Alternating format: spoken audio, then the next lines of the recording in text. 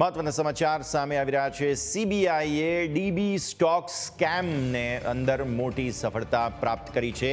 DB stock સ્કેમમાં પુષ્પજીત અને સંદીપ ગુપ્તાની ધરપકડ કરવામાં આવી છે।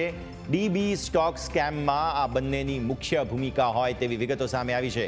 આ સ્કેમનો માસ્ટર માઇન્ડ દીપાંકર બર્મન છે, જેને લઈને અત્યારે નવી વિગતો સામે આવતી જોવા મળી રહી છે। हमारा एडिटर आउटपुट जिगर अत्यारे आपणी साथे जोड़ाई रह्या छे। जिगर, आ स्केमनो जे मास्टर माइंड छे तेने लईने नवी विगतो सामे आवी रही छे। आ पुष्पजीतनी पण अत्यारे फिलहाल धरपकड करवामां आवी छे। पुष्पजीत अने संदीप गुप्ता, शुं आ समग्र विगतो अत्यारे सामे आवी छे अने डीबी स्टॉक स्केममां तेमनुं योगदान, तेमनी भूमिका शुं हती?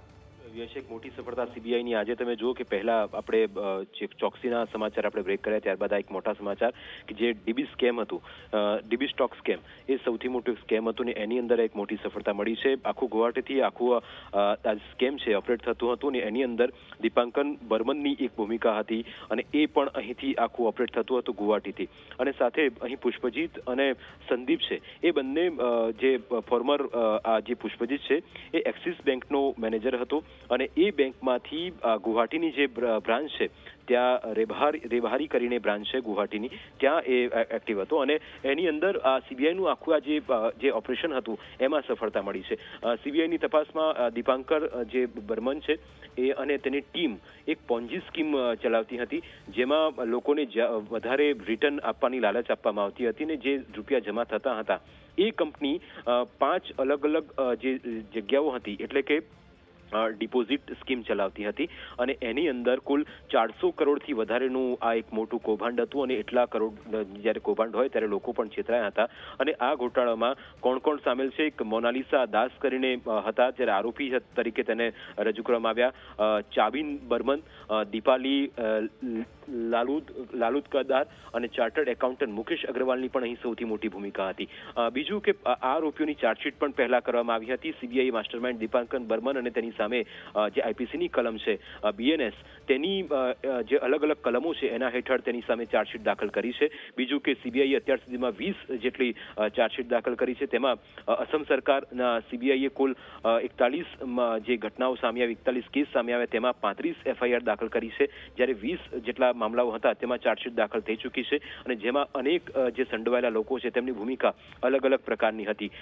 રંજીત કાકોટી, જે ટ્રેડિંગ એફએક્સ જે આખું કૌભાંડ છે એક વિશાલ કુકન, સુમી બોરા, એનું પણ ભૂમિકા હતી। દીપાંકર બર્મન, જે ડીકી સ્ટોક જે ઘોટાળો છે આખો, એની અંદર ભૂમિકા હતી। ગોપાલ પોલ, જે આરએસ માર્કેટિંગ જે કૌભાંડ હતું એની અંદર પણ ભૂમિકા હતી। એટલે આ અલગ અલગ જે કૌભાંડો, અને તમે જુઓ કે યશ એક બાદ એક આવા જેટલા પણ લોકોએ સ્કેમ કર્યા એ લોકોને પણ અહીં પકડી પાડવામાં આવી રહ્યા છે અને તેમની સામે કાર્યવાહી કરવામાં આવે છે। સીબીઆઈની તપાસ હજુ પણ યથાવત છે। તમે આખા જે કેસમાં તમને યાદ હોય તો 1 ફેબ્રુઆરી 2025ની અંદર જ એક અપડેટ આવ્યું હતું અને તેમાં એક સપ્લિમેન્ટરી ચાર્જશીટ આખા કેસમાં દાખલ કરવામાં આવી હતી અને સીબીઆઈએ ડીબી સ્ટોક આખું જે સ્કેમ છે તેની અંદર આ એક સૌથી મોટી કાર્યવાહી કરી છે અને તેની અંદર 2 લોકોની ધરપકડ કરવામાં આવી છે। ચાર્જશીટ 90 દિવસની અંદર દાખલ કરવામાં આવી અને તેમાં દીપાંકર જે બર્મન છે, જેનું નામ આપણે લઈ રહ્યા છે, તેની પણ ભૂમિકા હતી। માસ્ટર માઇન્ડ તેને આખા સ્કેમનો બતાવવામાં આવતો હતો અને હવે સીબીઆઈએ આ મામલામાં 14 ઓક્ટોબરે પણ અસમ સરકારને એક અનુરોધ કર્યો હતો અને ચાર્જશીટ દાખલ કરવાનું કહ્યું હતું, જેમાં 21 ઓગસ્ટ 2024ના રોજ ગુવાહાટીના જે પલ્ટન બજાર જે વિસ્તાર છે ત્યાંના પોલીસ સ્ટેશનમાં આખો આ કેસ દાખલ કરવામાં આવ્યો હતો। આરોપ છે કે ડીબી સ્ટોક કન્સલ્ટન્સી જે રોકાણકારોને એક ગેરંટીડ રિટર્ન આપવાની વાત કરતી હતી અને એમાં લોકોને એવું કહેવામાં આવતું હોય કે તમે આટલા રૂપિયા રોકાણ કરો, તમને ચોક્કસ આટલા પ્રમાણમાં તમને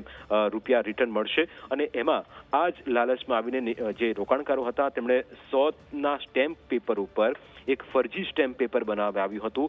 તેમાં આ પ્રમાણપત્ર લોકોને આપવામાં આવતું હતું કે 100 રૂપિયાના સ્ટેમ્પ પર તમે જો આ વસ્તુ કરશો તો તમે એની અંદર તમારે રોકાણ કરવાનું રહેશે અને એની અંદર એક ખાતરી આપવામાં આવતી હતી। જૂન 2024 બાદ જેટલા પણ રોકાણકારો હતા તેમને જેમનું રિટર્ન આવવાનું હતું એ તેમને અનિયમિત આવવા લાગ્યું। એટલે યશ આખી એક પેટર્ન હતી કે અમુક મહિના થાય, અમુક રીતે જ્યારે સિસ્ટમ બનતી કે તમને આ મહિનાની આ તારીખે તમારા ખાતામાં આટલું રિટર્ન જમા થઈ જશે, પણ અમુક સમય જતા જ્યારે રિટર્ન જમા ન થવા લાગ્યું ત્યારે લોકોને પણ ભરોસો ઉઠતો ગયો અને એની અંદર એ ખબર પડી કે અહીં ક્યાંક લોચા છે અને લોકો છેતરાયા છે।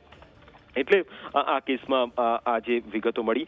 બીજું કે જે ફરિયાદ જે કરી કેવી રીતે આખું સ્કેમ સામે આવ્યું એ પણ અહીં સમજવા જેવું છે, કારણ કે ઘણા લોકોના રૂપિયા અહીં ડૂબેલા હતા.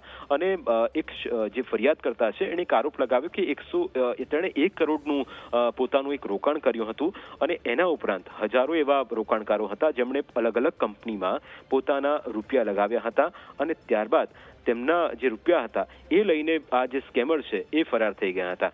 બીજું કે સીબીઆઈની તપાસમાં દીપાંકર બર્મનની પણ એક મુખ્ય ભૂમિકા હતી. પોન્જી સ્કીમ એટલે ચલાવતો હતો અને એની અંદર જ લોકોને આ કમાણી આપવાની એક સિસ્ટમ બનતી હતી અને લોકો એ જ ઝાંસામાં આવી ગયા. તમે એ પણ જુઓ કે યશ કે જે એક હેન્ડસમ એક રિટર્ન આપવાની જ્યારે વાત થતી હોય અને ગેરંટેડ રિટર્ન જ્યારે આપવામાં આવતી હોય, કારણ કે પોન્જી સ્કીમનો મતલબ જ એ છે કે લોકો અલગ અલગ રીતે આ લોકોને ફસાવે, તેમને એ ઝાંસામાં લે અને પછી એની અંદર રોકાણ કરાવતા હતા. બીજું કે અલગ અલગ રીતે જે નિર્દોષ જેટલા ઇન્વેસ્ટર હતા, કારણ કે સ્વાભાવિક છે કે રૂપિયાની લાલચ એવી હોય કે લોકોને એકના ડબલ થતા હોય અને મજબૂત રિટર્ન મળતું હોય એટલે આશા પણ એ જ જાગે કે કોઈ પણ કરીને આપણે પૈસા ડબલ થતા હોય તો કંઈ વાંધો છે નહીં. અને એ જ રીતે આ એક ઇન્વેસ્ટર્સ હતા જે મુંબઈ અને ગુવાહાટીથી આખું એક ઓપરેશન ચલાવતા હતા અને એની અંદર અલગ અલગ રાજ્યના રોકાણકારોને પણ એમાં ઇન્વોલ્વ કરવામાં આવતા હતા અને રોકાણકારો 100 રૂપિયાના સ્ટેમ્પ પેપર પર એમ માનતા કે આ કંપનીનું છે, વ્યવસ્થિત હશે અને આપણે રોકાણ કરીશું તો આનું રિટર્ન પણ બમ્પર મળશે, પણ કદાચ એવું થયું નહીં.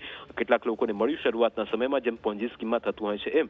એ શરૂઆતમાં રિટર્ન મળવા લાગ્યા, લોકો ખુશ થવા લાગ્યા કારણ કે રૂપિયા ડબલ થતા હતા. પણ પછી જેમ આખું એક સ્કેમ હોવાનું સામે આવ્યું ત્યારે ખ્યાલ આવ્યો કે તે છેતરાયા છે અને આખું આ ડિપોઝિટ સ્કેમ છે જેને હેન્ડલ કરવામાં આવતું હતું અને ઇન્વેસ્ટરને આ રીતે ફસાવવામાં આવતા હતા. 350 કરતાં વધુ કસ્ટમર હતા, એમણે આ ફંડમાં રોકાણ કર્યું હતું. આરોપી પુષ્પજીત એક્સિસ બેંકનો પૂર્વ બ્રાન્ચ મેનેજર અને બેંકના ગ્રાહકને ઊંચા વળતરની લાલચ પણ તેણે આપી હતી અને દીપાંકર બર્મન સાથે મળીને આ પુષ્પજીતે આખું એક સ્કેમ ચલાવ્યું. પણ આમાં માસ્ટર માઇન્ડ જે છે એ વ્યક્તિ છે દીપાંકર અને એને આ ભૂમિકા ખૂબ મહત્વપૂર્ણ છે. ચાર્જશીટ દાખલ કરવામાં આવી છે.